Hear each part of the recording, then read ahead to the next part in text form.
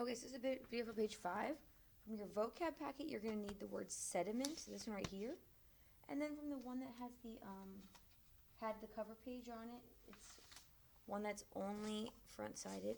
You need the one that says Sedimentary Rock Formation, the reading. You're only going to need those two things, plus the picture that you need for today is from right here. It's the little pieces of rock. So that's what you need. Go ahead and gather up those items, and we'll get started on the definition as soon as I get this glued onto my Word. Okay, so sediment.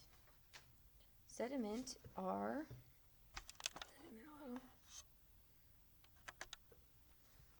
rock fragments. Fragments just means pieces that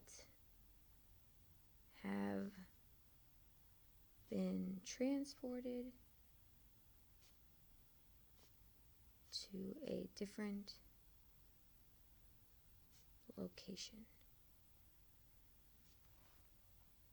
Okay, so examples of sediment include, I'm going to list them for you, and you're going to copy them down. Clay, I know it seems like it wouldn't, but we'll get to that later. Silt, sand, and pebbles. So pebbles is mostly what we have in this picture here, but they can be really a bunch of different sizes of rocks. Places where we find a lot of sediment. So often we find it floating in rivers and streams, also at the bottom of rivers and streams, on the sides of rivers and streams, just kind of all around water. So you're going to take that and you're going to get that glued in up at the top. And then we've got our reading passage coming up next. So we zoom out, you're going to need a highlighter, something to underline with, as always. So this article is about sedimentary rock formation, which we will be doing probably a snack activity in class about sedimentary rock formation. Okay, so sedimentary rock is rock that forms from sediment that accumulates. Accumulate just means gathers and transforms, changes into rock on Earth's surface. There are 3 steps to sedimentary rock formation. Deposition, which just is like the word deposit, that means like to drop in. Compaction, that's like the squeezing, and so squeeze. And cementation, that's like the glue. Okay? Sediments are small, remember our vocabulary, small particles of minerals and organic matter. So it's all stuff that's small, really little stuff. It's not a whole-size rock. They form when older rocks are broken down. Form when older rocks are broken. Let's write that, broken. By environmental forces such as wind and water. Over time, sediment is deposited on the ground or at the bottom of lakes and oceans. Sediment accumulates, remember that just means gathers together, and forms layers. The layers is a key part. This process is known as deposition or sedimentation. Now, it is the word deposit. When you say it like this, is deposition. So remember, if you see the word sediment, sedimentation, anything like that has to do with sedimentary rock. So if I asked you what sedimentary rock's made of, you could tell me sediment area. That just literally means made of sediment. Okay, over time, the layer of sediment is covered by more sediment. So like this. It's like I'm building a layer cake or a Lego brick house. It's covered by more sediment. More layers pile up and press down on the lower layers. The weight and pressure of higher layers compresses or compacts or squeezes down the sediment particles in lower layers. This process is called compaction. So remember these words. The weight of the top layer presses water out. So any water, so imagine you have a wet sponge and you kind of squeeze it all the water is going to come out of the lowest layers of sediment. Minerals move into tiny spaces where the water once was. The minerals act like glue or cement to bind, that means stick, the sediments together. This process is called cementation. So it's like you're taking cement. It's where we actually get the word cement from. A cross section, so that means if I took a big cake and I cut it in half, what it would look like when I open it up inside. So cross section of a sedimentary rock show layers. We call these layers strata. So strata is the fancy word for sedimentary rock layers.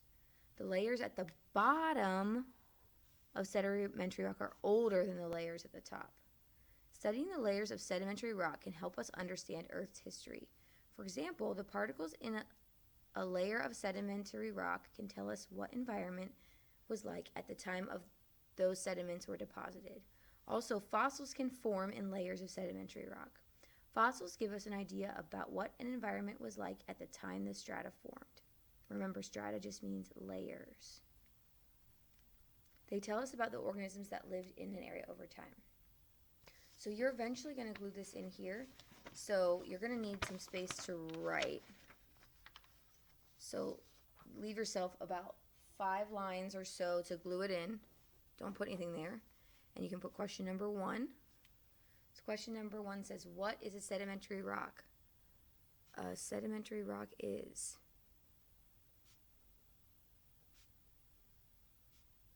Finish that sentence. That one is from paragraph 1. How does sedimentary rock form? 2. Remember, if you do not complete these, you did not complete the page. Sedimentary rock forms by, or you can say what the process is, I don't care. There's a summary of that in paragraph 1, but you can also use paragraphs 2 through 3, or 2 through 4, I guess, if you wanted. So it's a 3-step process.